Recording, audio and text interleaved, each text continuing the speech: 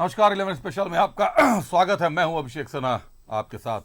चंपाई लाएंगे चेंज। क्या चेंज लाएंगे चंपाई? क्या बदलाव चाहिए झारखंड को? ये एक बड़ा सवाल है।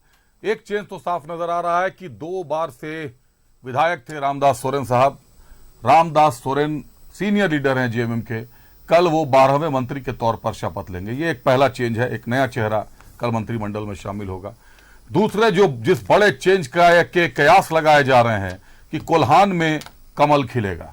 दरअसल कोल्हान की 14 सीटों पर अगर माने तो एक सीट सरयू राय निर्दलीय विधायक रहे हैं, हालांकि अब जदयू में शामिल हो गए हैं। 11 सीटों पर जेएमएम का कब्जा है, 2 सीटें कांग्रेस के पाले में। तो पूरे का पूरा कोल्हान इस वक्त आईएनडीआईए के कब्जे में है। ये कह सकते हैं क्या कोल्हान में चंपाई एक नए दौर की शुरुआत करेंगे? क्या कोल्हान में कमल इस बार कमाल दिखाएगा? पहले देखिए रिपोर्ट, फिर करेंगे चर्चा अपने अतिथियों के साथ।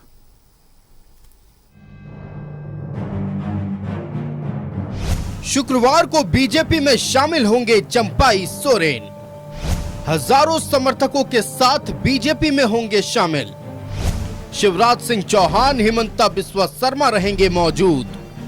लक्ष्मीकांत वाजपेयी, बाबूलाल मरांडी रहेंगे मौजूद। मिलन समारोह को भव्य बनाने में जुटी बीजेपी। पूर्व मुख्यमंत्री चंपाई सोरेन शुक्रवार को हजारों समर्थकों के साथ बीजेपी में शामिल होंगे। धुरवा के शाखा मैदान में मिलन समारोह का आयोजन किया गया है। समारोह में बीजेपी के चुनाव प्रभारी शिवराज सिंह चौहान, सह चुनाव प्रभारी हिमंता बिस्वा शर्मा, बीजेपी प्रभारी लक्ष्मीकांत वाजपेयी, प्रदेश अध्यक्ष बाबूलाल मरांडी समेत पार्टी के तमाम दिग्गज नेता मौजूद रहेंगे। समारोह को ऐतिहासिक बनाने के लिए भव्य तैयारी की जा रही है। पूर्व मुख्यमंत्री चंपाई सोरेन कल इसी मैदान में बीजेपी का दामन थामने वाले हैं। यानी कल से जो सिंबल होगा वो कमल फूल का होगा, जो पिछले 4 दशक से तीर धनुष की कमान लेकर के चला करते थे। यानी कि तीर धनुष का सिंबल हुआ करता था, वो अब छूटेगा। चंपाई सोरेन पर चढ़ा भगवा रंग। पूर्व सीएम चंपाई सोरेन अब पूरी तरह से भगवा रंग में रंग गए हैं। सरायकेला के जिलिंगोड़ा स्थित आवास और ऑफिस हरा से भगवा हो चुका है। चंपाई के समर्थकों में खासा उत्साह है। हम लोग का जो नेता बॉस पार्टी बदल दिया, पार्टी का झंडा भगवा है, तो करजारेल का रंग भी भगवा हो गया।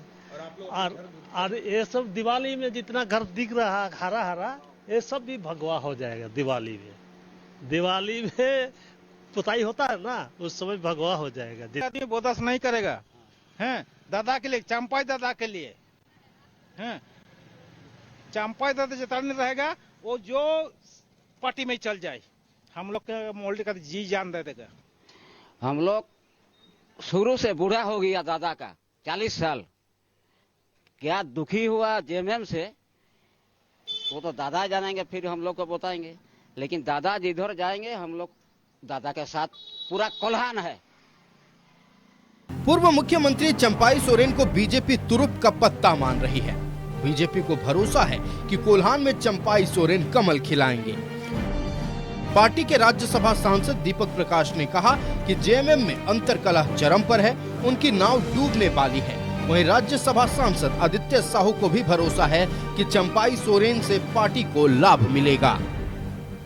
सोरेन जी को पहले अपने पार्टी और अपने पार्टी के अंदर अंतर्द्वंद, अपने झारखंड मुक्ति मोर्चा के अंदर किस प्रकार से अंतर्कलह है, इस पर विचार करना चाहिए। और साथ साथ अब झारखंड की 3.5 करोड़ जनता उनको अवसरवादी नेता के रूप में मानती है। झूठ बोलने वाले फैक्ट्री अगर किसी के पास है तो हेमंत सोरेन जी के पास है, और झारखंड मुक्ति मोर्चा और कांग्रेस के पास है। और वो तो डूबती नैया में पतवार थामने वाले नेता हैं। अब तो उनकी नैया डूबने वाली है। कोल्हान समेत पूरे प्रदेश में चंपाई सोरेन जी की एक साफ सुथरी छवि रही है। विभिन्न पदों पर आसीन रहने के बाद किसी प्रकार के भ्रष्टाचार के आरोप इतने लंबे राजनीतिक जीवन में नहीं लगी है। साफ सुथरे छवि के नेता हैं।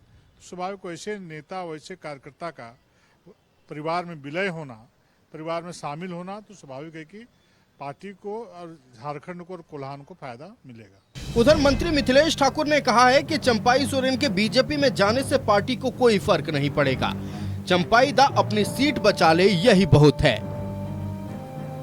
एक व्यक्ति से कोई दल नहीं चलता है और मैं ये स्पष्ट रूप से आपको बता देना चाहता हूं कि चंपाई दा एक सम्मानित नेता हमारे दल के थे और आज उनका मोह भंग हुआ। अब इसके पीछे क्या कारण है ये तो खुद वो बताएंगे, लेकिन झारखंड मुक्ति मोर्चा परिवार पर, संगठन पर एक सुई के नोक भर भी फर्क नहीं पड़ेगा चंपाई दा के जाने से। और मुझे तो अब ये लगता है कि चंपाई दा अपना विधानसभा सीट भी निकाल लें तो बहुत बड़ी बात होगी। मंत्री मिथिलेश ठाकुर चाहे जो भी राग अलापे, लेकिन कोल्हान में चंपाई सोरेन का कद बहुत बड़ा है। कोल्हान टाइगर के क्षेत्र में अपनी पकड़ है। यही वजह है कि चंपाई की काट के लिए घाटशिला विधायक रामदास सोरेन को मंत्री बनाया जा रहा है। रांची से न्यूज़ 11 भारत के लिए राजेश, राकेश, रुचि के साथ जमशेदपुर से मनोज और दिल्ली से अमर की रिपोर्ट। तमाम रिपोर्ट्स आपने देख ली हैं, तमाम जो दावे हैं, जो वादे हैं, सब आपने देख लिया है। इन दावों, इन वादों के बीच किस तरीके से आखिर सत्ता परवान चढ़ेगी, किस तरीके से चंपाई सोरेन कोल्हान के साथ साथ पूरे झारखंड को साधेंगे, ये एक बड़ा सवाल खड़ा हो गया। क्योंकि चंपाई सोरेन पर विश्वास बहुत ज्यादा है, भाजपा का भी विश्वास है और कहीं ना कहीं जेएमएम भी अपने आप को थोड़ा ही सही पर अधूरा तो महसूस कर रही है। रुक करते हैं अपने अतिथियों का, स्वागत करते हैं। हमारे साथ कांग्रेस से डॉक्टर संजय सिंह साहब हैं। संजय जी स्वागत है आपका। आंसू से परवाज खान साहब है। परवाज जी स्वागत है आपका। और भाजपा से अविनेश कुमार साहब हैं। अविनेश जी स्वागत है आपका। संजय सिंह साहब से शुरुआत करता हूं। संजय साहब, 6 बार के विधायक हैं चंपाई सोरेन। जेएमएम के लिए या गठबंधन के लिए सरायकेला एक ऐसी सीट रही जो कभी हारे नहीं आप लोग। यहां तक कि जब देश में प्रधानमंत्री नरेंद्र मोदी की लहर चल रही थी, उस वक्त भी चंपाई सोरेन का किला फतह करना किसी के बस की बात नहीं थी। कोई उस किले पर फतह नहीं पा सका। बड़े से बड़े नेता टकरा कर देख चुके। आज वो किला खुद ब खुद, उसके ऊपर का झंडा बदल गया है, रंग बदल गया है। चंपाई अब चेंज ला रहे हैं, हरे रंग से अब उसको भगवा रंग में करार दिया है। ऐसे तो आपको जानकारी होगी, लेकिन मैं फिर से चाहता हूं कि ये साझा करूं कि पिछले लोकसभा चुनाव में, 2024 के लोकसभा चुनाव में, पूर्वी सिंहभूम से जो झारखंड मुक्ति मोर्चा के प्रत्याशी थे वो इनके विधानसभा क्षेत्र से पिछड़ गए थे। ये एक बहुत बड़ा राजनीतिक संकेत है। राजनीतिक जमीन हमेशा परिवर्तनशील होता है और राजनीति में जो सही दिशा और सही नीतियों और कार्यक्रमों के साथ जुड़ते हैं, पार्टी हो या व्यक्ति हो, उनकी राजनीति हमेशा आप देखेंगे प्रगतिशील होता है। हमारा ये मानना है कि कोई भी राजनीति में वर्षों तक रहा हो तो उनके पास एक राजनीतिक पूंजी होना चाहिए, उनके पास एक जमीनी आधार होना चाहिए। लेकिन आप ठीक से विश्लेषण करके देखें, इनको केंद्र में रखें और कोल्हान को विमर्श में लाएं, तो अभी आपके अपने ही स्टोरी में आपने बतलाया कि एक सीट जो जेडीयू में है सरजुला के जाने के बाद, उसको छोड़कर जितनी सीटें हैं वो इंडिया के विधायकों के पास है, इंडिया गठबंधन के विधायकों के पास है। तो ये क्या दर्शाता है? ये दर्शाता है कि कोल्हान का जो राजनीतिक बनावट है उसमें चंपाई सोरेन जी का अब जो परीक्षा है वो शुरू होगा। और मुझे लगता है कि बीजेपी एक ऐसी पार्टी के रूप में झारखंड में अपने को प्रस्तुत कर रही है जो लीडरशिप क्राइसिस को क्रिएट कर रहा है। Leadership crisis?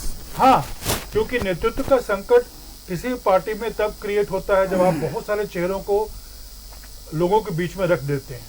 और देखिए कितनी बड़ी विडंबना है कि इनके पास एक तरफ बाबूलाल जी हैं जो पूर्व मुख्यमंत्री हैं, श्री अर्जुन मुंडा जी हैं वो भी पूर्व मुख्यमंत्री रहे हैं, और अब चंपई सोरेन जी भी आ गए, वो पूर्व मुख्यमंत्री हैं। इसके साथ अगर हम लोग मधु कोड़ा जी का नाम जोड़ेंगे तो वो भी पूर्व मुख्यमंत्री हैं और बीजेपी से काफी निकट का रिश्ता रखते हैं। तो हमारे इंडिया गठबंधन के पास सबसे बड़ा आज के दिन में जो पॉलिटिकल एडवांटेज है वो ये है कि हम लोग सिर्फ एक चेहरा को लेकर राजनीति में लोगों के बीच में जा रहे हैं, और वो चेहरा जो है आप देख रहे होंगे हर प्रमंडल में शिविर लगाकर मुख्यमंत्री मैया सम्मान योजना के माध्यम से 50 लाख बीपीएल परिवार की महिलाओं को 1000 रुपए प्रतिमाह देने का डीबीटी से ट्रांसफर शुरू कर दिया है। और मैं पिछले बार कभी चर्चा किया था आपके साथ, तो मैंने बतलाया था कि झारखंड में बीपीएल कैटेगरी में लगभग 75 लाख महिलाएं हैं। तो उसमें सर्जन पेंशन में जो शामिल है महिलाएं 50 साल की ऊपर की आयु की, और इधर जो आप देख रहे हैं जो एज कैटेगरी है 50 तक का, 20 से 50, दोनों को जब जोड़ दीजिएगा तो लगभग हम लोगों ने सभी महिलाओं को जो बीपीएल श्रेणी में आती हैं उनको हम लोगों ने इस तरह से अलग अलग योजनाओं से आच्छादित किया है, हैंड होल्डिंग किया है कि उनको अब ये समझ में आ रहा है कि सरकार उनके पास बिल्कुल वैसे खड़ी है जैसे कि कोई भाई खड़ा होता है, कोई परिवार का सदस्य खड़ा होता है।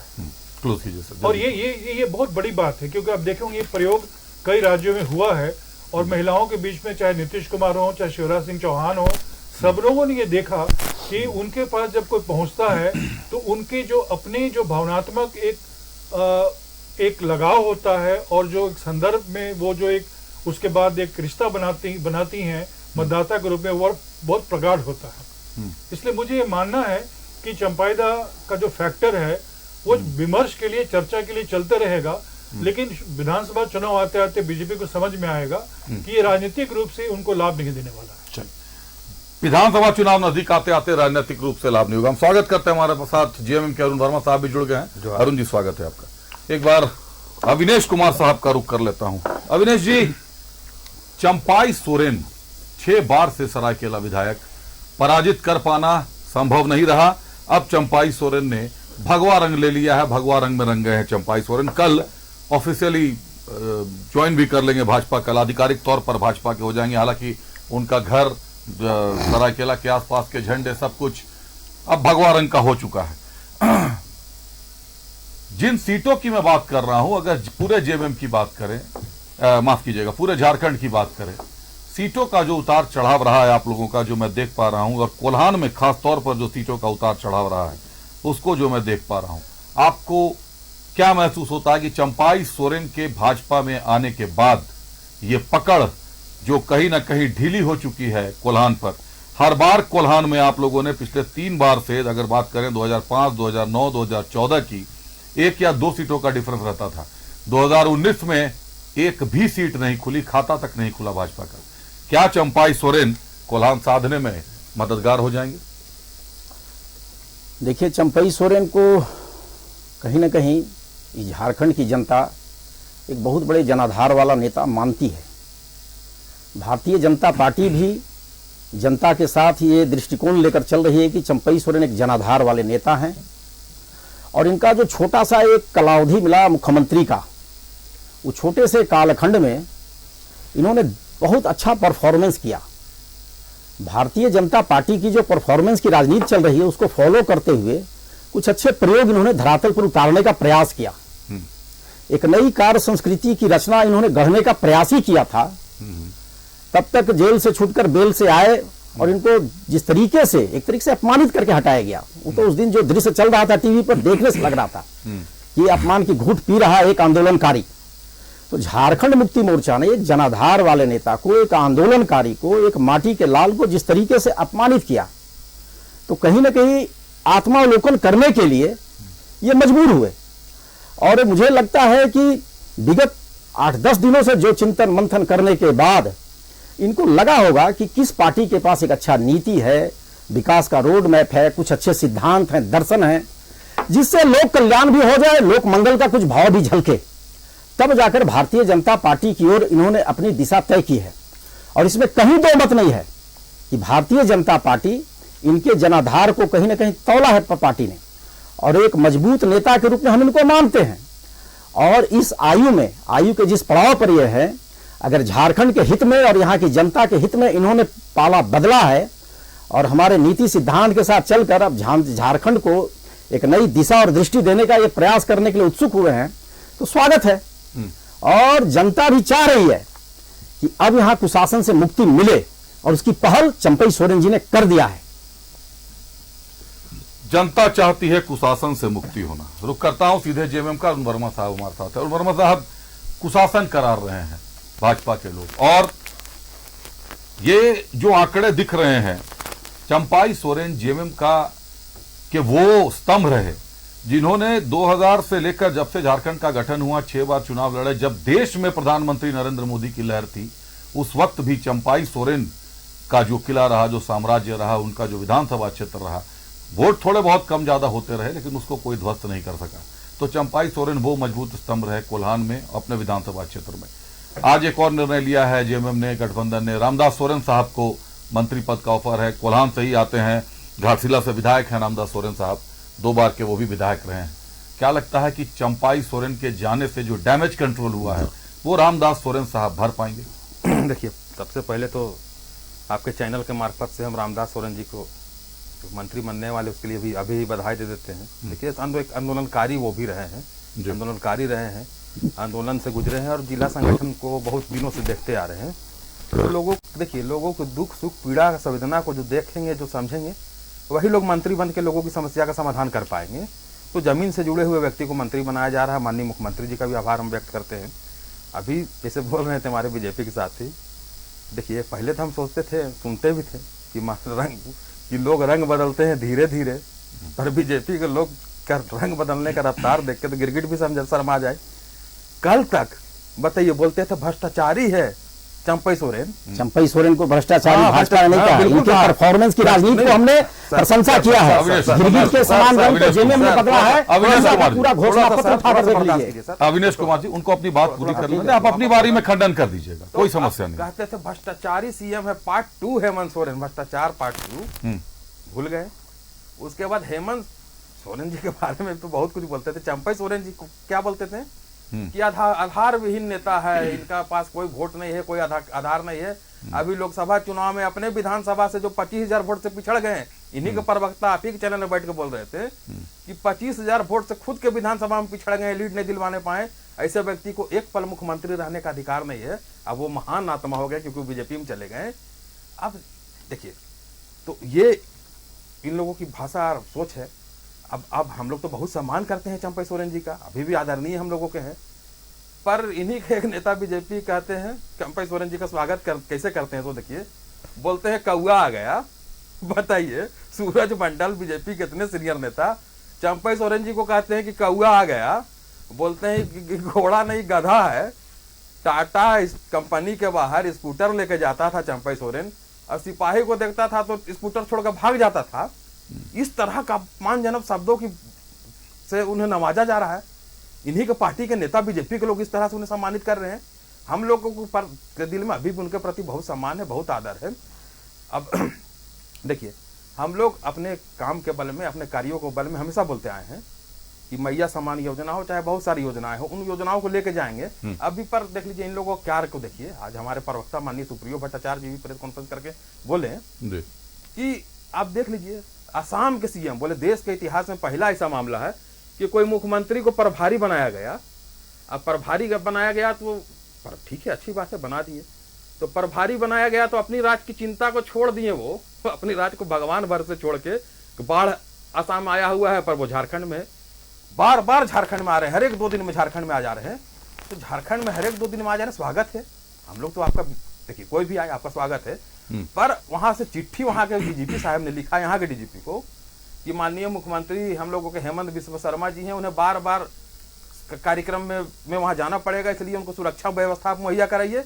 जो भी खर्च होगा हम लोग का आसाम सरकार देगी। तो मतलब आप सरकारी पैसा से चुनाव प्रचार करने यहाँ पे आए हुए हैं। ये आप लोग की सोच है, ये विचारधारा है। आप बताइए, आपको अगर प्रभारी बनना था तो मुख्यमंत्री पद से इस्तीफा दे देते, केंद्रीय मंत्री पद से इस्तीफा दे देते। सरकारी खर्च का दुरुपयोग ये हो रहा है ना। तो इस तरह का कृत्य गलत है, इस तरह से नहीं होना चाहिए, हम यही मानेंगे। और चंपई सोरेन जी अगर बहुत मास वाले लीडर रहते, बहुत कदावर लीडर रहते, तो उनके साथ बहुत सारे विधायक, बहुत सारे जिला अध्यक्ष लोग साथ में चले जाते हैं। और इतने बड़े मास लीडर रहते, बोलते हैं बहुमत उनको हटा दिया गया। कैसे हटा दिए? जबरन अगर हम लोगों ने हटाया है तो कोई बता दे। 50-48 विधायक का समर्थन जब वो मुख्यमंत्री बने तो उनके साथ था, जब वो हटे तो भी 48 विधायकों की इच्छा थी कि वो हट जाए, माननीय हेमंत सोरेन जी राज का संभाले। तो किसी विधायक ने कहा कि चंपई सोरेन जी को जबरन हटा दिया गया? अरे भैया, आप लोग तो साजिश करने में लगे हुए थे। हेमंत बिस्व शर्मा जी कहते हैं कि 6 महीना से हमारा बातचीत चल रहा था चंपई सोरेन जी के साथ। हमको तो नहीं लगता है कि प्रभारी बनने से पहले चंपई सोरेन और हेमंत बिस्व शर्मा जी में जान पहचान भी थी, एक दूसरे को जानते भी होंगे अच्छे से।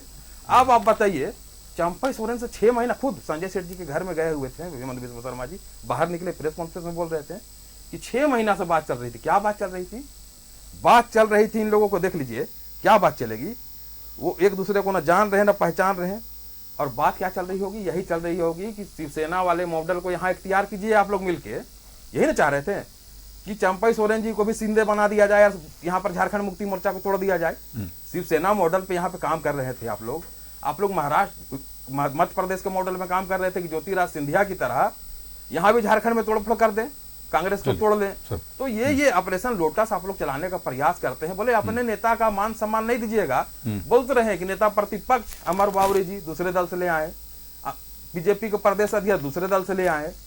अब आप देख लीजिए, रांची में ही देख लीजिए, समरी लाल, नवीन जायसवाल, संजय सेठ, दीपक प्रकाश। अब बाहर जाएंगे तो रणधीर सिंह, सीता सोरेन, गीता कोड़ा, सब आयातित नेता। मतलब अपने दल के नेता कार्यकर्ता बेचारे टुकड़ू टुकड़ू ताकते रहेंगे और दूसरे दल से आएंगे, मान सम्मान पाएंगे। अरे बीजेपी के देवतुल कार्यकर्ताओं को मान सम्मान मिलना चाहिए था, टिकट उनको मिलता, प्रतिपक्ष के नेता वो बनते, तो अब अध्यक्ष भी बनते वो लोग। तो बीजेपी के लोग क्यों, आप देखिए, आपका देवतुल कार्यकर्ता है, आपको हरवाएंगे, निश्चित रूप से आप देखते रहिएगा। और जो उन लोगों को हकमारी कर रहे हैं, अभी चंपई सोरेन जी चले गए तो उनके विपक्ष में जो बीजेपी के उम्मीदवार लड़ते थे वो कहाँ जाएंगे? अब सीता सोरेन चली गई, सुनील सोरेन जी कहाँ गए? तो मान सम्मान अपने कार्यकर्ताओं नेताओं को नहीं दीजिएगा और सोचिएगा आयातित नेता के बल में हम चुनाव जीत जाएं, तो ऐसा होने नहीं जा रहा। चलिए सर, परवाज खान साहब जुड़े हुए हैं हमारे साथ आंसू से। परवाज खान साहब, बड़े आरोप लगे हैं, जो आंकड़े देख रहा हूं, आंसू भी 2009 में 2014 में एक सीट पर कोल्हान में आंसू थी। अगर टोटल आंकड़ों को देखूं तो 2009 में आंसू के 5 सीटें दिखाई दे रही हैं, 2014 में 5 सीटें दिखाई दे रही हैं, 2009 में 2 सीटें दिखाई दे रही हैं, 2014 में 5 सीटें दिखाई दे रही हैं, 2019 में आंकड़े घटे हैं। इन सीटों की फेर बदल को बदलने के लिए, कोल्हान को फिर से साधने के लिए, संथाल में डुगडुगी बजाने के लिए, चंपाई सोरेन का जिस तरीके से चेहरा अब आया है और पूर्व मुख्यमंत्री रहे हैं, कई सारे मुद्दों को लेकर आ रहे हैं। जब मुख्यमंत्री के पद पर रहे हैं तो कई गंभीर संवेदनशील दस्तावेज भी उनके पास होंगे। और जिस तरीके से वो खुलासा करना उन्होंने शुरू कर दिया है, बांग्लादेशी घुसपैठ पर उन्होंने बोल दिया है, क्या नजर आता है आने वाले समय में हवा का रुख बदलने वाला है? देखिए, हवा का रुख बदलने वाला है, ये अभी मूल्यांकन का दौर है, जनता मूल्यांकन कर रही है। आप देखिए, जो सत्ता पक्ष में बैठे हैं किस तरह सत्ता का नशा में चूर है, करनी और कथनी में कितना फर्क है। मैं जेएमएम का ही मैनिफेस्टो से बात करता हूं अभिषेक। आप जेएमएम का घोषणा पत्र जब देखिएगा, उस घोषणा पत्र में लिखा हुआ था खोज कर आंदोलनकारियों को सम्मान दिया जाएगा और उनके आश्रितों को नौकरी दिया जाएगा। यही सम्मान दिए? एक आंदोलनकारी को आहत किए, बेइज्जत किए, शब्दों से उनको छेद दिए। ये करनी और कथनी में फर्क है। आप बोल रहे थे, अभी आपके टीवी में ही आप देख रहे थे कि कल मंत्रिमंडल का विस्तार होगा, मंत्री पद का शपथ दिलाया जाएगा। आप देखिए, 4.5 साल अनुसूचित जाति के प्रतिनिधित्व नहीं मिल पाया था। करनी और कथनी में फर्क है। ये सब मूल्यांकन का दौर है। जनता नजरें लगा के देख रही है कि ये जो खंबा पे जो टंगा हुआ इनका जो विज्ञापन था, जो अभी जब सरकार का बस मात्र 2 महीना पहले में सत्ता के लिए जो भत्ता योजना ये लोग लेके आए हैं, सब जनता मूल्यांकन कर रही है। सत्ता के लिए भत्ता, सत्ता के लिए भत्ता देने का जो ये लेके आए हैं खेल, अगर ये चीज करना था तो आप लिए हुए थे तो 4.5 साल कहाँ सोए हुए थे? क्या सोए हुए नहीं थे। आप पत्थर घोटाला कर रहे थे, आप बालू घोटाला कर रहे थे, आप खनिज की संपदा बेच रहे थे, आपके मंत्रियों के यहाँ से नोटों का जखीरा मिल रहा था। ये सब तो उपलब्धि है। बोले ना ये मूल्यांकन का दौर है। और अभिषेक जो ये भ्रम फैलाए थे, जो छल कर रहे हैं, इसका एक एक गिन गिन के जवाब देगी जनता ईवीएम का बटन दबाकर। भ्रम और छल के दावे हैं। अब सवालों का दौर शुरू होगा। आप लोगों ने अपने ओपनिंग स्टेटमेंट में दिल खोल कर बोला, थोड़ा मैं भी सवाल पूछूंगा, लेकिन एक ब्रेक ले लेता हूं, उसके बाद करूंगा शुरुआत सवालों का। किस तरीके से साधेंगे जनता को, कितने बड़े चुनौती साबित होंगे, कितनी बड़ी चुनौती साबित होंगे चंपाई सोरेन गठबंधन के लिए, रामदास सोरेन के लिए या एनडीए के लिए, रामदास सोरेन कोल्हान में कितना बड़ा कद साबित होंगे, समझेंगे ये भी अपने अतिथि। तो करते हैं अपने अतिथियों का। संजय सिंह साहब से शुरुआत करते हैं फिर से एक बार। संजय सिंह साहब, आपने कहा कि एक चेहरे पर गठबंधन चुनाव लड़ रहा है, वो चेहरा हेमंत सोरेन का है। ये अच्छा है, मजबूत गठबंधन है और उनके पीछे चल रहा है, लेकिन इस नीति का तो आप लोग विरोध करते हैं लोकसभा चुनाव के दौरान। आप एक चेहरे का विरोध करते हैं। जब नरेंद्र मोदी के चेहरे पर भाजपा चुनाव लड़ती है तो फिर गठबंधन विरोध भी करता है कि इनके पास दूसरा कोई चेहरा नहीं है, दूसरा कोई विकल्प नहीं है। और आज आप भी उसी फिलॉसफी को अपने में एक्सेप्ट किए हुए हैं। देखिए, राजनीति में जो विचारधारा की राजनीति होती है उसमें हम लोग सहमति बनाए रखते हैं गठबंधन में, जितने घटक दल हैं सबके बीच में। अब आती है बात नेतृत्व की, तो प्रदेश स्तर पर हम लोग को ये देखना होता है कि सबसे पॉपुलर एक्सेप्टेबल फेस कौन है, कौन कनेक्ट करता है जनमानस से। ये बहुत इंपॉर्टेंट है। हमारे आदरणीय प्रधानमंत्री जी लोकप्रिय हैं, आएंगे, यहाँ सभा होगी, रैली होगा, भीड़ होगा, लेकिन एक एक झारखंडी जानता है कि यहाँ के वो मुख्यमंत्री नहीं बनेंगे। इतना समझ, राजनीतिक समझ झारखंड के भोले भाले जो गांव के रहने वाले हैं वो भी जानते हैं। उनको मालूम है कि मुख्यमंत्री वही होंगे जो मुख्यमंत्री के रूप में उनके सामने अपना चेहरा रख रहे हैं। बीजेपी का जो मैंने कहा लीडरशिप क्राइसिस इसलिए बन रहा है क्योंकि ये लोग कॉरपोरेट ऑर्गेनाइजेशन की तरह एक्विजिशन कर रहे हैं। जैसे आप देखेंगे कॉर्पोरेट हाउसेस क्या करते हैं, किसी कंपनी को या उसके एमडी को अपने यहाँ ले लेते हैं और सोचते हैं कि वो आ जाएगा तो कंपनी में एक और प्रोडक्ट ऐड हो जाएगा। ये लोग इतने प्रोडक्ट्स को ऐड कर दिए हैं, इतने मल्टीपल चेहरों को क्रिएट कर दिए हैं कि कोल्हान में कोई चेहरा दिखता है तो संथाल पगड़ा में कोई दिखता है, तो किसी और क्षेत्र में कोई और दिखता है। तो इससे होगा क्या कि जनता को ये समझ में नहीं आएगा कि मुख्यमंत्री कौन होने जा रहा है और मुख्यमंत्री कौन होगा। ये यक्ष प्रश्न जो है बीजेपी के लिए बहुत बड़ा चुनौती होगा। और जिस तरह से Himanta Biswa Sarma ji, thank you for the correction, जिस तरह से वो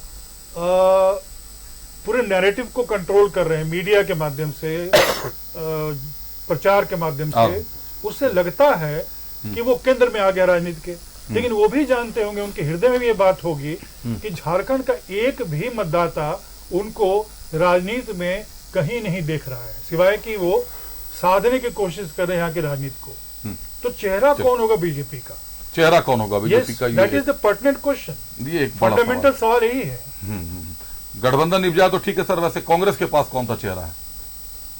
कांग्रेस शुरू से ही इस बात को क्लियर कर दिया, आप देखे होंगे हेमंत सोरेन के नेतृत्व में। हाँ, 19 में भी देखे होंगे, 24 में भी देखे। तब तो सर गठबंधन आपकी मजबूरी हो जाएगी अगर कांग्रेस के पास अपना चेहरा नहीं होगा तो। नहीं, गठबंधन हमारी मजबूरी नहीं है, ये वैचारिक है। भारत की राजनीति में दो वैचारिक धाराएं हैं। एक है जिसके साथ इंडिया गठबंधन जुड़ी हुई है। मेरा ये कहना है कि जैसे भाजपा और आसू का गठबंधन है तो कहीं ना कहीं सुदेश महतो की अपनी छवि, अपना चेहरा है। भाजपा से आप जो कह रहे हैं निश्चित तौर पर अब कई चेहरे हैं, कौन चुनावी मैदान में कूदता है ये देखना दिलचस्प होगा। अब तो चंपाई सोरेन का चेहरा भी है। अगर हम देखते हैं मुड़कर INDIA गठबंधन को, तो हेमंत सोरेन अकेले कमान संभाले हुए हैं। तमाम तरीके के राजनीतिक हमले हों या आर्थिक हमले हों, सारे चोट हेमंत सोरेन को होते हैं। कांग्रेस के लोग कोटे से मंत्री तो आप लोग जरूर होते हैं, लेकिन चेहरा आपके पास कोई नहीं जो विधानसभा चुनाव में आप अपने दम पे चुनाव लड़ सकें। हमारा भी जनाधार है, वोट प्रतिशत देखिए, हमारे 17 विधायक हैं, हमारे 2 सांसद हैं। हमको ये बात दोहराने की जरूरत नहीं है स्टूडियो में कि हम झारखंड की एक मजबूत राष्ट्रीय पार्टी हैं। ये बात कृपया समझिए। बीजेपी 19 में 20 के आंकड़े में, 20 का जो आंकड़ा आप देख रहे होंगे उसमें रुक गया था, हम 17 में थे। तो ऐसे देखिए दोनों राष्ट्रीय पार्टी जो है झारखंड में उस आंकड़े को नहीं प्राप्त कर पाता है जिस आंकड़े से एक magical number 42 magical plus number. आता है सरकार बनाने के लिए। तो झारखंड में गठबंधन की राजनीति जो इसलिए है क्योंकि यहाँ का बनावट सामाजिक ऐसा है कि क्षेत्रीय पार्टियों की आवश्यकता पड़ेगी। चलिए, लेकिन यहाँ बाइपोलर इलेक्शन जो बिल्कुल अभी हिमाचल में, हरियाणा में, आपकी बात से मैं राजस्थान में, सहमत हूँ। 2005 में 9 सीटों पर आप थे, 2014 में 6 सीटों पर चले गए गिरकर, 2009 में फिर आप बढ़कर 14 सीटों पर गए, 2014 में फिर घटकर आप 6 सीटों पर आए, 2019 में फिर बढ़कर आप 16 सीटों पर आए। अगर भाजपा का देखता हूं तो 30 सीटों पर 2005 में थे, 2009 में घटकर 18 सीटों पर गए, 2014 में जब लहर चल रही थी प्रधानमंत्री नरेंद्र मोदी की 37 सीटों पर गए, और 2019 में फिर 8-12 सीटों का नुकसान हुआ, 25 सीटों पर आए। लेकिन जेएमएम को देखते हैं तो जेएमएम एक कंसिस्टेंट उनकी रफ्तार है, बिल्कुल कांस्टेंट है। 17 सीटों पर 2005 में 7 से 17 सीटों पर आते हैं, 2009 में 18 सीटों पर आते हैं, 2014 में 19 सीटों पर आते हैं, और 2019 में 30 सीटों पर आते हैं। बिल्कुल सधी हुई चाल दिखाई देती है। यही कारण है कि राष्ट्रीय पार्टी होने के बावजूद कांग्रेस को, क्षेत्रीय दल कह लें आप जेएमएम को या जो भी कह लें, लेकिन विधानसभा चुनाव में आपको उनके पीछे चलना एक व्यवस्था भी हो गई है। इसलिए आप मुख्यमंत्री का पद या मुख्यमंत्री का चेहरा जो आप भाजपा में तलाश रहे हैं वो कांग्रेस के पास भी फिलहाल नहीं है। एक बार रुक करते परवाज का। परवाज, आपको जवाब देना चाह रहे थे? हाँ, नहीं, मैं देख रहा था, अभी संजय जी बोल रहे थे, लेकिन लोकतंत्र की खूबसूरती है, संजय जी भी इस चीज को एक्सेप्ट करेंगे, क्योंकि सेवरल टाइम ऐसा हुआ है कि संजय जी के ही पार्टी के लोग जब हुए, जैसे अब राजस्थान का एग्जांपल ले, मध्य प्रदेश का ले, जब चुनाव होने होता है ना, जनता जब वोट दे देती है, तब उसमें जब सर फटोवल होता है ना, तो इनके पार्टी के ही नेता इस तरह से बोलते हैं कि लोकतंत्र की खूबसूरती की विधायक लोग ही डिसाइड करते हैं कि विधायक दल का नेता कौन होगा। और आज अगर ये बोल रहे हैं कि हम चेहरा खेल के, तो ये सीधे सीधे समर्पण कर दिए हैं क्षेत्रीय पार्टी पे। आप ये देखिएगा कि कभी कांग्रेस ने जेएमएम को यूज किया था, झारखंड में जेएमएम कांग्रेस को यूज कर रही है। आप इसका एक समन्वय है, ये यूज करने का जगह जहां आता है अभिषेक, ये जो गैप जहां आता है वहीं से देखिएगा घोटाला और ये सब चीज भ्रष्टाचार वहां से दिखने लगता है। इसलिए आपको उस चीज को देखना होगा कि आप राष्ट्रीय पार्टी है, लेकिन राष्ट्रीय पार्टी में भी आपके यहाँ जो नेता है बहुत महत्वाकांक्षी है, इसलिए इस तरह का चीज दिखता है, वो दिख रहा है। और इसलिए देखिए पूर्ण बहुमत की सरकार होने के बावजूद ही जो वादा किए थे डिलीवर नहीं कर पाई है। अब एक बार रुक करते हैं अरुण वर्मा साहब का, जेएमएम से अरुण वर्मा साहब। अभी मैंने परिणाम सुना है अरुण वर्मा साहब, बिल्कुल सड़ी हुई चाल में जेएमएम चल रहा है, अपनी चाल में चल रहे हैं आप लोग, एकदम तरीके से बढ़ता हुआ आंकड़ा दिख रहा है आप लोगों का, 17, 18, 19, और उसके बाद सीधे जब हेमंत सोरेन के नेतृत्व में चुनाव लड़ते हैं 30 सीटों पर आप जाते हैं। लेकिन 2019 तक जेएमएम में कहीं से फूट की कोई खबर नहीं थी, टूट की कोई खबर नहीं थी, जेएमएम पूरी तरीके से इंटैक्ट था।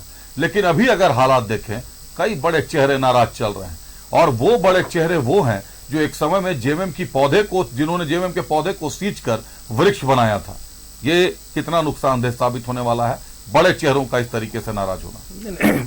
पार्टी में लोग आते जाते रहते हैं। 2019 से पहले हम लोगों के स्टीफन दा भी पार्टी छोड़ के गए आए, हेमलाल मुर्मू जी चले गए फिर आए, जेपी पटेल पार्टी छोड़ चुके थे 2019 से पहले। तो बहुत सारे उदाहरण हैं, बहुत लोग आते जाते रहते हैं। देखिए, संगठन अपनी एक विचारधारा चलती है। हम लोग झारखंडी आदिवासी मूलवासी के हक अधिकार को लेकर यहाँ पे बात रखते हैं।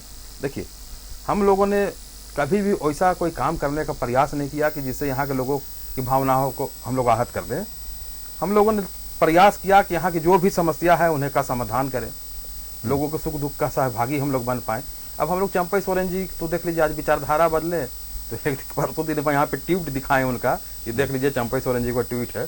2 दिन से चंपई सोरेन जी बहुत मेहनत की है, सारा ट्वीट को डिलीट कर दिए, जो भी बीजेपी के खिलाफ वो लिखे थे। जो 5 मई का ट्वीट आपने दिखाया, जो 5 मई का ट्वीट दिखाया, उसके बाद सारा ट्वीट को डिलीट कर दिए। फेसबुक में जितना सारा चीज बीजेपी के खिलाफ लिखे हुए थे, किस मुंह से बीजेपी में वो जाके क्या बात रखेंगे, अब बीजेपी के लोग क्या बोलेंगे उनके बारे में, ये तो बात की बात है। पर हम लोगों ने देखिए, पहले दर दर लोग भटकते थे, दर लोग वृद्धा पेंशन के लिए, गिना चुना मिलता था लोगों को वृद्धा पेंशन, उसे यूनिवर्सल कर दिया। 40 लाख लोग अभी लाभान्वित है। देखिए, बोलते हैं कुछ कब से हुआ है, कुछ नहीं किया, कुछ डेट भी बता दो, बात खत्म कर लें दीजिए, उसके बाद 40 लाख लोगों को हम लोगों ने इसे जोड़ा, यूनिवर्सल कर दिया। अब सावित्री बाई फुले किशोरी योजना से 10 लाख के करीब बच्चियों को हम लोगों ने जोड़ा है, उन्हें शिक्षा दे रहे हैं, उन्हें सहायता भी कर रहे हैं, ठीक है ना। डबल इंजन की सरकार में देखें तो उसमें सुदेश महतो जी भी थे, हर एक सरकार में सुदेश महतो जी रहे हैं, आंसू रही है, इसी सरकार में सुदेश महतो जी नहीं है। भात भात करते एक संतोषी मर गई थी, आपका चैनल में भी चला था। हम लोगों ने कोरोना काल में किसी को हाथाहाथ नहीं होने दिया, कोई भूख से नहीं मरी, किसी का जान नहीं गया। और हम लोगों ने, बीजेपी के लोग कहते थे कि हवाई चप्पल वाले को हवाई जहाज में बैठा के लाएंगे। हम लोगों ने हवाई चप्पल वालों को हवाई जहाज में बैठा के लाया। आपने देखा कि जिस जहां से ट्रेन से आने का था तो ट्रेन बुक करके लाए।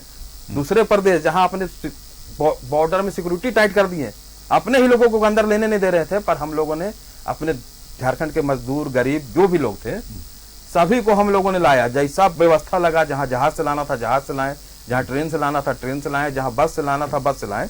जनता के साथ खड़े रहे, जनता के साथ हम लोग खड़े। कल्याणकारी। अब आप देख लीजिए 125 यूनिट बिजली हम लोग मुफ्त कर चुके हैं। 200 को तो घोषणा भी है, वो अभी आजकल में वो उनका भी 200 यूनिट भी 1 सितंबर से। हाँ, 1 सितंबर से वो भी हो जाएगा। पर 29 लाख लाभान्वित थे इससे। हम लोग हवाई बात थोड़े कर रहे हैं। अब ये है, बोलते हैं चुनाव देख के, अरे भैया जब हम लोग के हाथ में सत्ता आई तो क्या स्थिति था? राज कर्ज में डूबी हुई मिली, खजाना खाली मिला, उसके बाद कोरोना महामारी आ गया। फिर भी हम लोगों ने अपने साधन, अपने संसाधन के बल में काम किया है।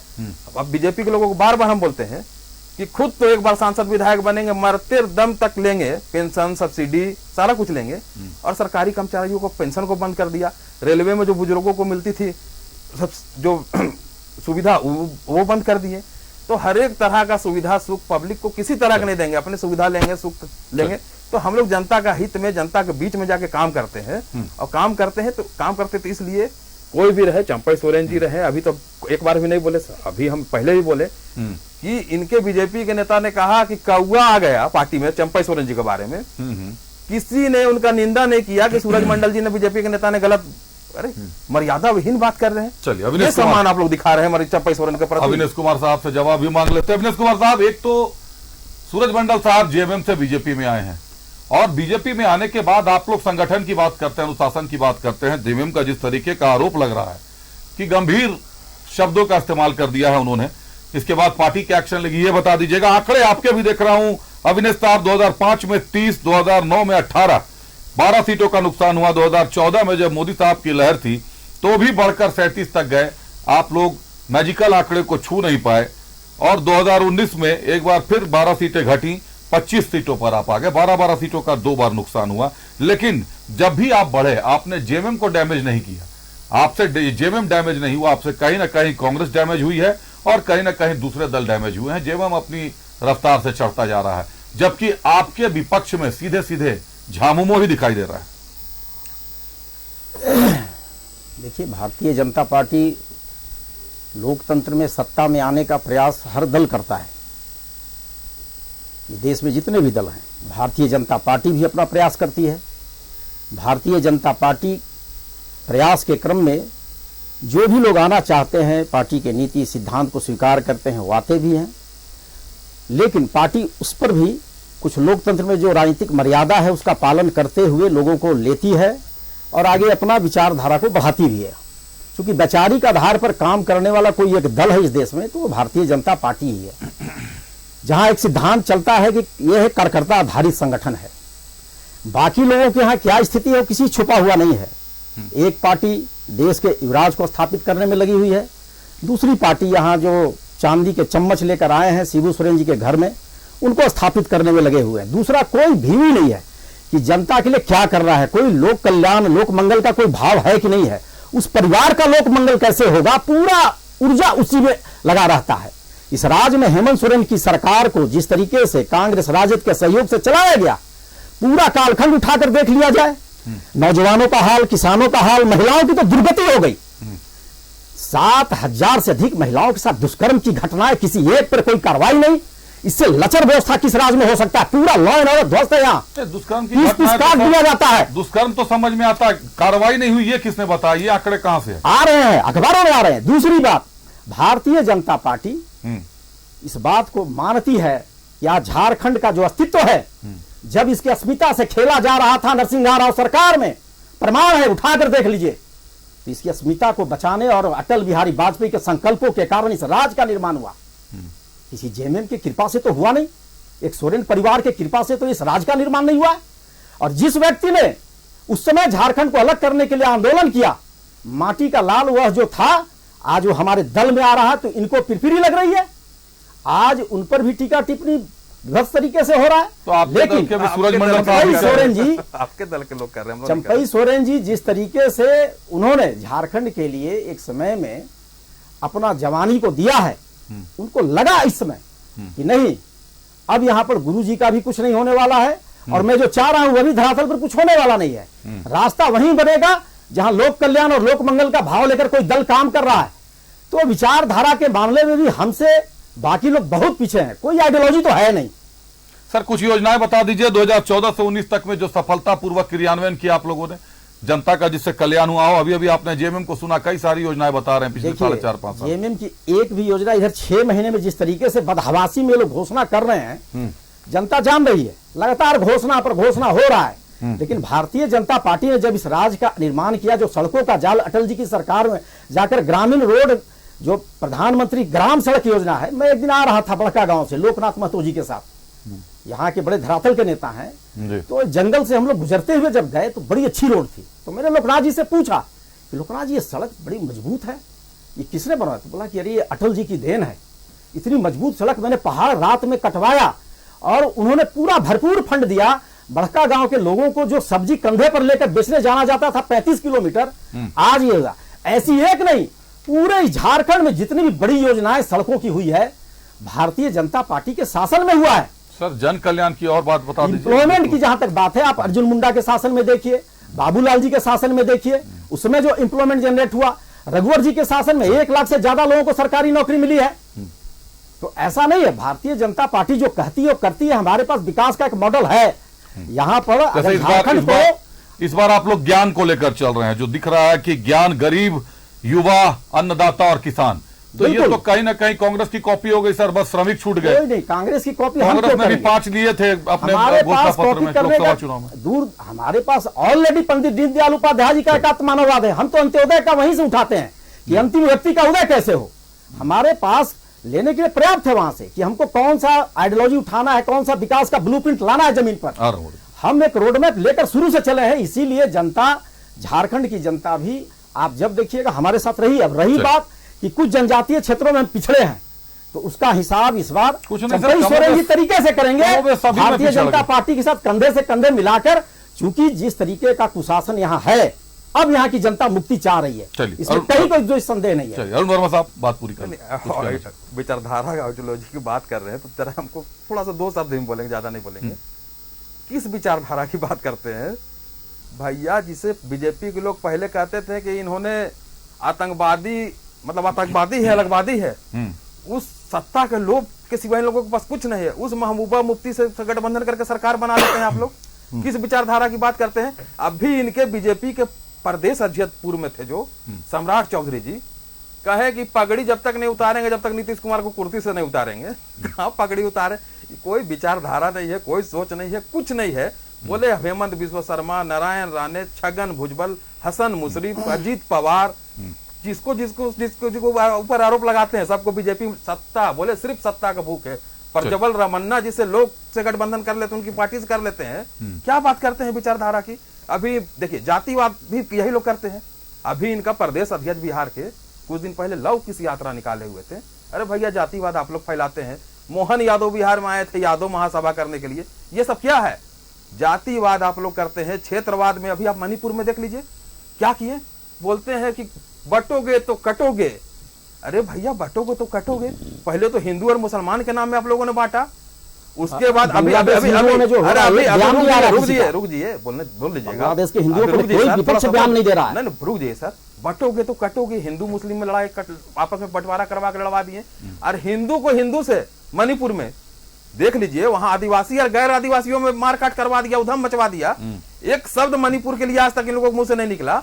तो ये लोग बोले तो कि आप ये लोग कुर्सी के लिए सिर्फ लड़वाते हैं और कुर्सी पाते हैं, सत्ता के सिवा कोई विचारधारा नहीं, कोई आइडियोलॉजी नहीं लोगों के पास नहीं है। चलिए, एक बार कांग्रेस का रुख कर लेते हैं।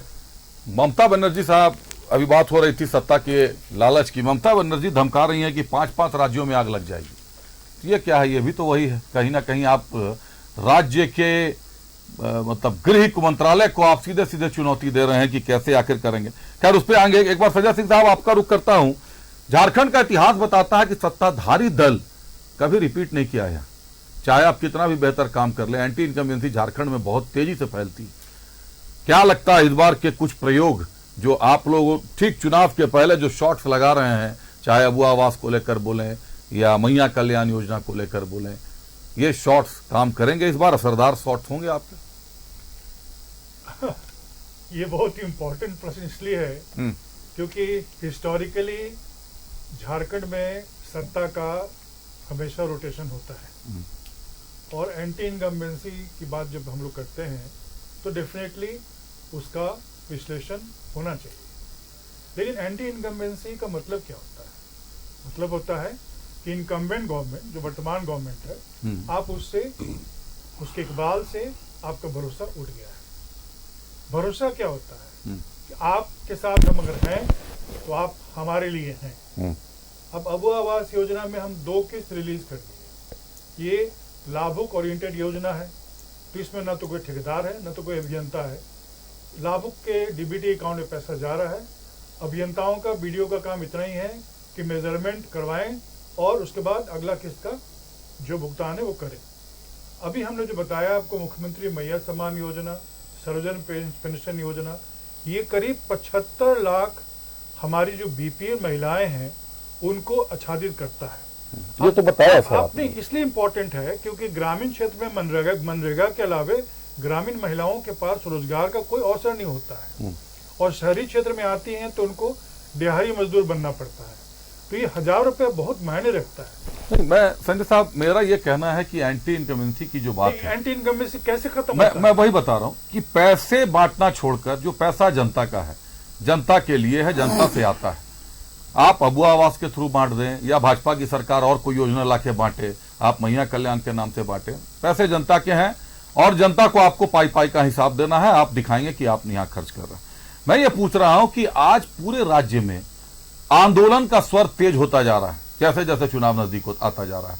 आप सहायक पुलिस कर्मियों की बात कर लें, आप पारा शिक्षकों की बात कर लें, आप अभी जीएसएससी के सामने पीजीटी के जो हैं स्टूडेंट्स जो हैं वो बैठे हुए हैं। आप उसके पहले जो कोई प्रश्न पत्र लीक हुए उस मामले को लेकर राजभवन का घेराव करते रहे, 10-10 दिन 12-12 दिन तक सर मुड़ाते रहे, दुष्कर्म करते रहे स्टूडेंट। कहाँ जाएगा ये सर? इसको एंटी इनकम्बेंसी नहीं बोलते हैं तो क्या? सहायक पुलिस वाला जो आंदोलन था उसका समाधान निकल गया।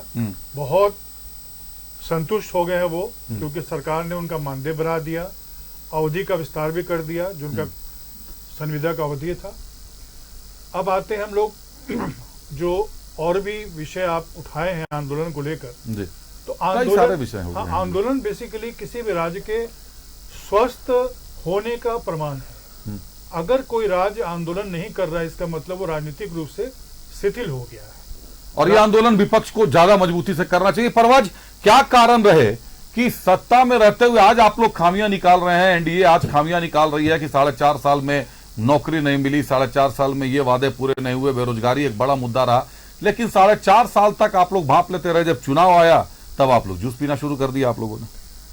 अभिषेक, इसमें देखिए अभी का बात नहीं है, आप पीछे पूर्व में भी जाइए। जब जेएमएम का स्थापना हुआ था, जेएमएम का स्थापना हुआ था, एक परिवार कैसे राज परिवार हो गया और राज परिवार होने के बाद कैसे अपने आप को स्वघोषित मतलब राज बना लिया, इसका उदाहरण देखिए ना।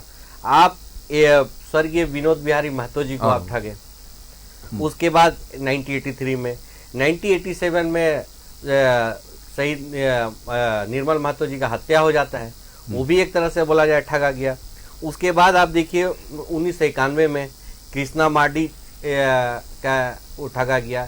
कि एक परिवार राज परिवार बनते हैं, कितने नेता को छलते गए, उस बीच में भी कितने नेता निकले, उसमें आपका असंतुष्ट है, सारा कुछ आर्काइव में है। उसके बाद अभी 2024 में एक आंदोलनकारी चंपैदा ठगे गए। अब आप सोचिए जो कदम से कदम जो फाउंडर रहे वो ठगते गए, एक परिवार राज परिवार होते गया, तो जनता पे क्या बीती होगी ये बताइए। आप कितने तरह का घोषणा बता रहे हैं, घोषणा पत्र पे आया जब सरकार, आप ये बोले थे कि हम पहले कैबिनेट में पहला साइन से काम करेंगे, ये कब हो रहा है? आप बोले ना सत्ता के लिए भत्ता। मेरे माननीय अध्यक्ष श्री सुरेश कुमार महतो जी हर सभा में इस चीज को देखते हैं, बोलते हैं। हमारे यहाँ से जन जागरण रथ भी चल रहा है, पद यात्रा भी चल रहा है, स्टूडेंट लाखों के लाख देखेंगे स्टूडेंट अपना बायोडाटा सबमिट कर रहे हैं कि उनके पास कोई डेटा नहीं था।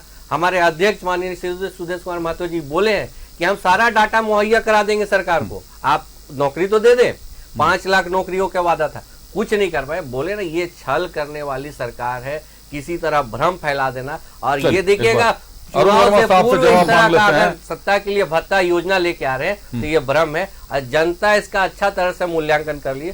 5 साल लंबा कार्यवधि होता है, जनता इसमें बहुत पीछे छूट गई है, इसलिए सरकार को निश्चित इसकी विदाई होनी चाहिए। अरुण वर्मा साहब, ये बड़ा आरोप लग गया कि राज परिवार के लिए एक परिवार को राज परिवार की तरह स्थापित कर लिया। जो आंदोलनों वाली पार्टी थी उसने राज परिवार की तरफ स्थापित कर लिया। और अब आप ये मत बोलेगा कि सुदेश महतो साहब ने भी, आंसू ने भी वही किया। वो जेएमएम के सामने बहुत छोटी पार्टी है आंसू, उनके दो विधायक है, आपके 30 विधायक बोल रहे हैं तो उनके बारे में जरूर बोलेंगे, लेकिन आपके 30 विधायक। लेकिन देखिए, निर्मल महतो जी को ठगा कहते हैं, क्या बात करते हैं। निर्मल महतो की शहादत और कुर्बानी से जेएमएम बना है, उन्हें ठगा। अरे भैया, उनके हत्या करने वाले को आप लोगों ने छोड़ दिया, बीजेपी की सरकार ने केस उठा लिया और आंसू भी उनके साथ में थी, पप्पू सिंह और क्या नाम था। अपना कथनी करने को कुछ याद बोलने से पहले आजीवन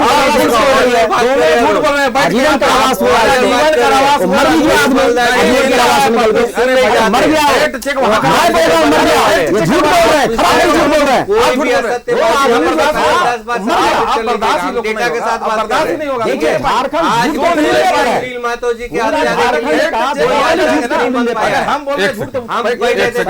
अविनाश जी, किन के बारे में आप बोल रहे, किन को सजा हुई है और मर गए वो आदमी? मर गए।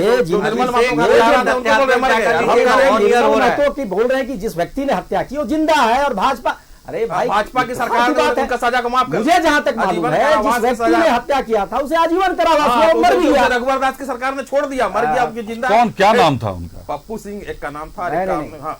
आप फैक्ट चेक अपना करवा देखिए, फैक्ट चेक ये बात कर रहे हैं। गलत बोलेंगे तो भैया मैं फैक्ट चेक कर लूंगा निश्चित तौर पर। वक्त मेरे पास कम है, 1 ही मिनट बचा हुआ है। अब बोलने तथ्यात्मक बात अब ठगना होगा। अब किसी को हम लोग मुख्यमंत्री बना दिए तो एक राज परिवार के लिए होता है। रुक जाइए, हो गया ना, अब बोले ना, अब आपके बीच में नहीं ना बोले हम। चलिए जल्दी बात पूरी करें। अब कहने लगे ठगने की बात, क्या ठगे? अब परिवारवाद के बारे में बोलने लगे। अरे भैया, सुदेश महतो जी और उनकी पार्टी के लोग यहाँ परिवार की बात करेंगे।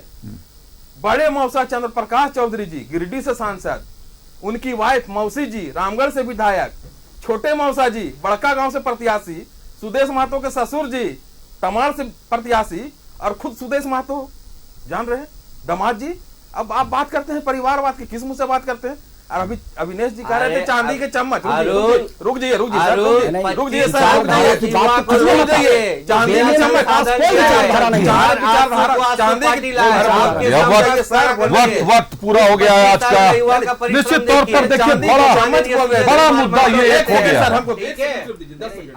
जल्दी बात पूरी करें। सिर्फ चंपाई सोरेन जी के बारे में बोलेंगे, बस 10 सेकंड। प्रवास क्लोजिंग ले लीजिए। चंपाई सोरेन के बारे में बोल रहे हैं। बीजेपी अपनी पार्टी में लेगी कि नहीं लेगी? चंपाई सोरेन जी के पुत्र बाबूलाल मरांडी जी को बीजेपी अपनी पार्टी में लेगी? उनको दर्द हो रहा है चंपाई सोरेन नहीं है, वो परिवारवाद नहीं दिखा रहा है। जेएमएम का हेमंत सोरेन ही परिवारवाद से आए हैं। नहीं, एक परिवार की बात है। चलिए, निश्चित तौर पर सवाल कई है, लेकिन ये सही है, ये भी एक सच है कि पूरे INDIA गठबंधन में चंपाई सोरेन एक ऐसा चेहरा है जिनको कोई रोक नहीं सका।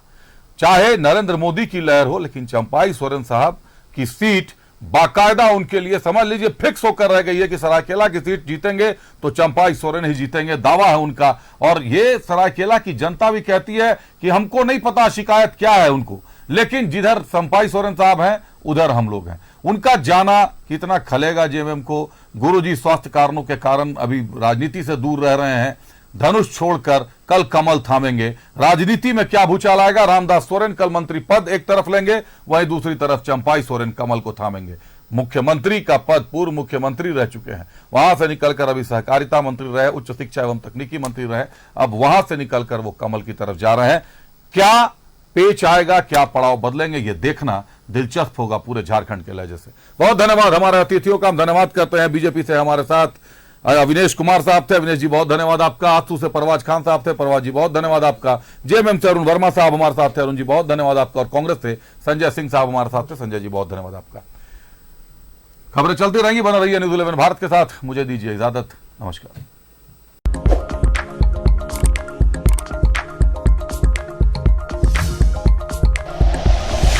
Like and share videos, subscribe करें हमारा चैनल और प्रेस करें बेल आइकॉन। न्यूज़ 11 भारत, सच है तो दिखेगा।